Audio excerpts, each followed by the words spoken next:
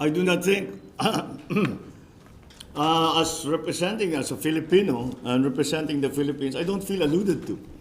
How can anyone say that we are not a party in interest in all of these issues?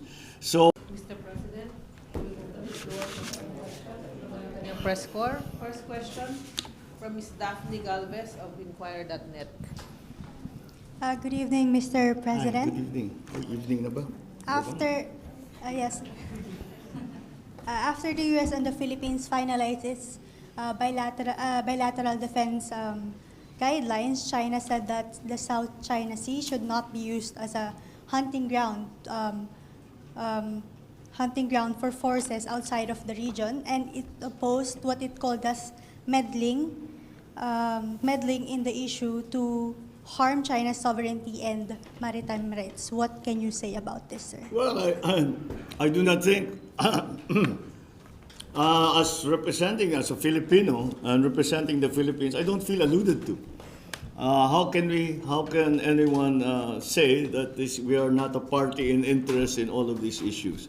So I think that kind of statement was directed more towards the United States than it was for the Philippines. I think the Philippines actions are in continuing to strengthen our capabilities, to continue to find and forge partnerships with the United States, and both in the governmental sector and also with the private corporations that we have spoken to, as an important part of what we have been trying to develop in the past almost 1 year. And that is I think, only right and proper, because we in the Philippines need to do this if we are going to go forward and find new opportunities for our people. At hindi naman masasabi na walang karapatan ng Pilipinas na gawin lahat yun. Kaya yung statement na yan, sa palagay ko hindi nakadirect sa Pilipinas. Okay, thank you, sir. Thank you. Sir, we have a question from Tina Maralit of Manila Times. Hey, sir. Good afternoon po. Good afternoon. Sir, prior to this trip, you said that you want the Mutual Defense Treaty to evolve. In your sit-down po with President Joe Biden, were there specific provisions of the MDT that you discussed with him? And if so po, what was his reaction? Against, you have to, if The specific provisions, prior to this trip, you said that you want the MDT to evolve po. Were you able to mention we're not yet specific? there. What we did in this trip and what we have managed to formulate are the guidelines pa lang doon sa mga magiging provision at saka magiging detalye. But the premise continues to be the same. It's a strengthening of relationship, and the word "evolve" is one that I have been using, and that other people have seemed to have adopted, because that is exactly what it is that we need to do. We have to evolve, and why? To explain it, is that we need to evolve because the situation that we face is evolving, and when I speak about the evolving situation, I'm not only talking about security and defense. I'm talking about trade. I'm talking about economy. I'm talking about climate change. I'm talking about all the other aspects of our society, of our economy, and even our government that we have to adjust as a response to what changes we are facing. Iba na ang mundo ngayon. Hindi na kagaya kung ano yung mundo natin noong November ng 2019, hindi na natin makikita yon. At talaga namang ayaw natin bumalik doon. Tayo ay tumutungo sa kinabukasan natin. At yun, kailangan natin kilalanin kung ano ang kailangan gawin dito sa bagong sitwasyon. Kaya evolve ang aking ginagamit na salita. Thank you, sir. Thank you. Thank you, sir. We have a question from Rayo Kiyomiya of Shimbun. Thank you, President. This is Ryo Kiyomiya from the Asahi Shimbun, Japanese newspaper. I have two questions. So first, regarding the tension in the Taiwan Strait, at your meeting with President Biden and your counterparts, what kind of discussion did you have to deter the contingency in Taiwan, and how to react to the Taiwan Strait crisis? And secondly, at the meeting with President Biden, joint statement mentions a trilateral cooperation, including Japan and Australia. So what kind of cooperation do you expect, and what kind of role do you expect Japan to play for the stability and peace in the region? I expect a developing cooperation. Patuloy ang pagpatibay natin ng ating pagsasama at pagpapartner dito sa ating sa iba't ibang bansa, na hindi lamang yung mga nakapaligid sa Pilipinas, hindi lamang ang ating karatig bansa, kundi pati na ang mga bansa na dati hindi naman natin nakakausap dahil walang pangangailangan na makaroon tayo ng partnership. Kagaya ng pagsagot ko doon sa nakaraang tanong, yun talaga ay nagbago lahat. Kaya kailangan natin ayusin lahat ang ating mga arrangements. We have to fix our arrangements, our alliances, so that they conform to the needs of the day. And that's again, we comes back again to that process of evolution. Because the situation is new, then the solutions have to also be new. And that is why we are now formulating those partnerships between all the different countries, not just Australia, not just the United States, now also South Korea, also Japan, all of the ASEAN member states. And I think we can continue to do that. And I know that these countries that I have mentioned are already of the same mind. Pareho ng pag-iisip tungkol sa mga pangangailangan na natin gawin at kung saan ang pinaka makakatulong sa Pilipinas ng mga partnership. Sila rin ay ganyan din ang kanilang pag-iisip. Sila rin ay naghahanap na nga ng mga itong group na magsama-sama upang harapin ang bagong mundo na sabay-sabay. It seems that the message of unity that we were espousing during the campaign is beginning to extend to unity not only in the local situation in the Philippines but also in an international scale. Kaya yun ang naging talumpati ko nung ako'y nagsalita sa UN, na kailangan na natin magkaisa, kailangan na tayong magkaintindihan upang makapagtulungan tayo sa isa't isa. So I think it is not only the Philippines that thinks that way. It's not the only Australia that thinks that way. It's not only the US that thinks that way. I think every country in the world is thinking in those terms. At least most of the countries that have not that have continued to keep open relationships with their partner governments around the world are also of the same mind, and that's why I'm confident that that process will continue and will go from strength to strength. Thank you, sir. Mr. Marlon Ramos from PDI. Magandang gabi po, Mr. President. Yes. Sir, you just made very interesting remarks during the CSIS forum this afternoon. You said, and I quote, "The syndicates have grown stronger, wealthier, and more influential, worryingly so."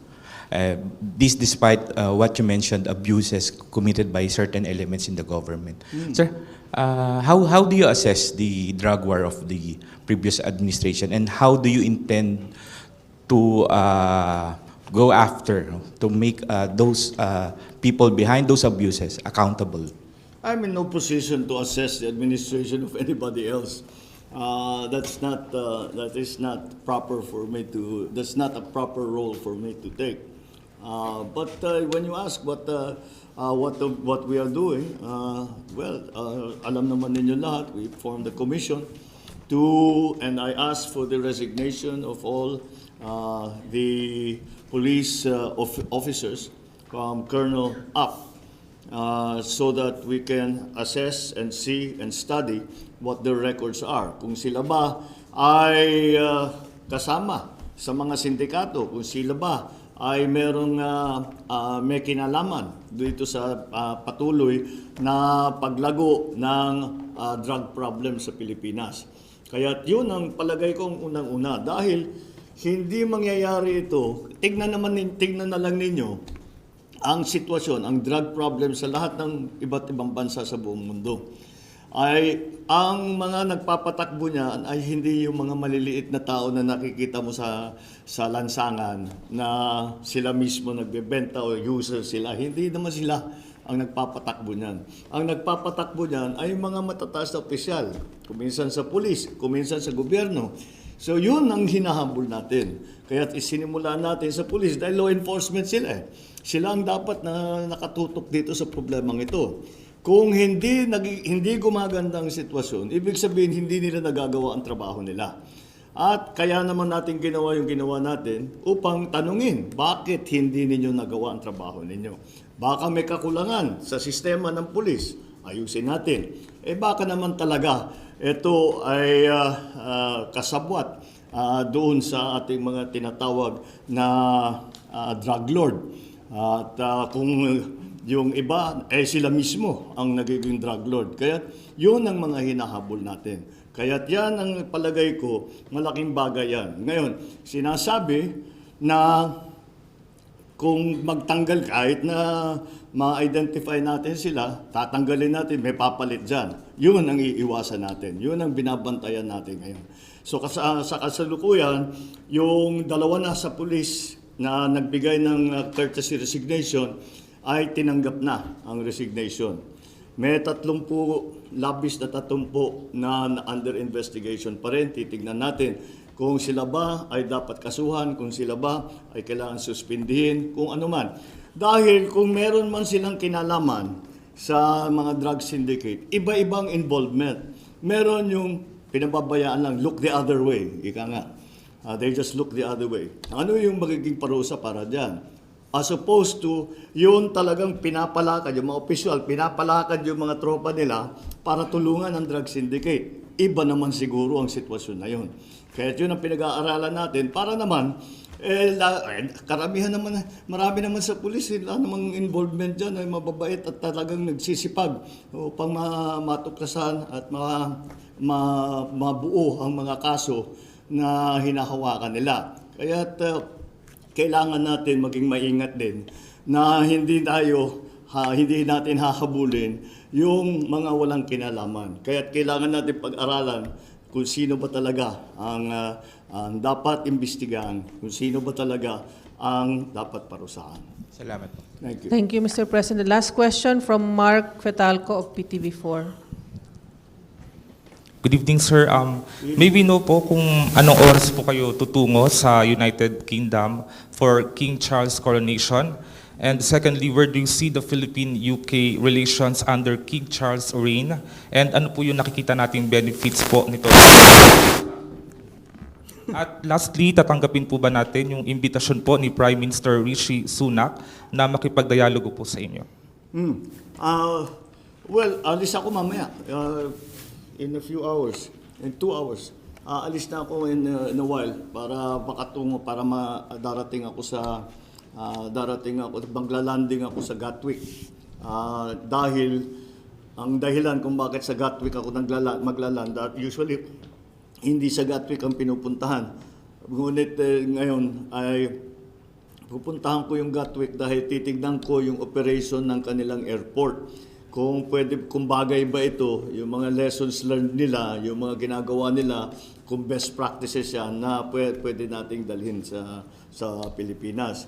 At isa sa pinakamalaking dahilan kung bakit ako pupunta ay kilala namin si Prince Charles pa ang pagkakilala ko sa kanya. At kaming lahat nung namatay nga si Queen Elizabeth, ay hindi ako nakapunta at ang pinadala ko ang kapatid ko na si Irene, kilala rin ni Prince Charles. Kaya sabi ko naman, ay palagay ko dahil magkakilala kami, dapat naman napakalaking bagay na siya'y kukoronahan bilang hari ng United Kingdom ay dapat makapag-attend na ako. At ang sa the the UK is a constitutional monarchy. So, in terms of foreign policy, may input ang royal family, pero hindi galing doon. It will be the foreign ministry that will determine what our relationship with the UK is. And I think I think that that is constant right now. And patuloy lang naman, we trade and we continue to help ang ating mga Filipino nationals na nandun sa UK. At yun lang siguro ang mga concern natin. Ngunit titignan natin, kaya makikipagkita ako sa kanilang bagong Prime Minister Sunak, upang makapag-usap kami kung meron bang pagbabago sa kanyang pag-iisip sa pagpartner ng UK at saka ng Pilipinas. Sa palagay ko ay ganun din ang sasabihin niya na dapat papatibayin natin at hirap na hirap ang ekonomiya ng UK. So baka isang bagay yun na pag-uusapan namin kung paano mag-trade o kung paano dagdagan sa lahat. I'm sure babanggitin niya kung pwedeng makakuha ng healthcare workers galing Pilipinas dadalhin sa UK. Dahil alam mong nangyari nung pandemic, sumikat talaga ng husto ang healthcare workers na Pilipino at Pilipina. At kaya't lahat ng bansa ay umaasa at nagtatanong kung pwede ba paramihin natin ng mga healthcare workers na pupunta. So isang bagay yun. But I think in general, we will maintain the same relationship. It has been a relationship very advantageous to all parties involved. So I think that we will stay the course and continue to deal with each other in a very similar way that we have done before. Sir, hindi mo po kung kailan po yung schedule meeting natin with Prime Minister Sunak? On the sidelines lang. Dahil kung titignan nyo yung schedule, pagdating ko doon, may reception sa palasyo, sa Buckingham Palace. The next day is the coronation. Pagkatapos ng coronation, alis na ako, babalik na ako ng Maynila. Kahit walang halos oras. So, may mga proposal, makikipag-usap ako, siyempre sa Prime Minister Sunak. Pero habang siguro nag-aantay dun sa actual na seremonya ng pag-coronation sa King Charles. So ganun na lang. It has to be very casual dahil everybody has to follow the very heavy schedule of the coronation. Meron din mga request ng ibang leaders na mga gusto makipag-usap sa akin, pero ganun din, puro ganun. Ang tawag nila, ginagawa na lang natin, pagka may pagkakataon, ay halika, usap tayo. Siguro, and that's what's going to happen siguro this time again. Because I cannot see any window of time in the schedule kung saan pwedeng mag-sit down, mag-usap, to exchange notes, etc. So very casual lang ito, very informal. Pero wag natin mamaliitin yung mga ganyang klaseng meeting dahil kung minsan yung hindi mo inaakalain mangyayari, may nangyayari na napaka-importante pala. Kaya siyempre open tayo lagi na makipag-usap sa lahat. At baka naman sakali meron tayong makita pagkakataon na makatulong sa Pilipinas. Thank you, Mr. President, and congratulations. Maraming salamat sa inyo lahat. Thank you very much and see you in Manila, Philippines.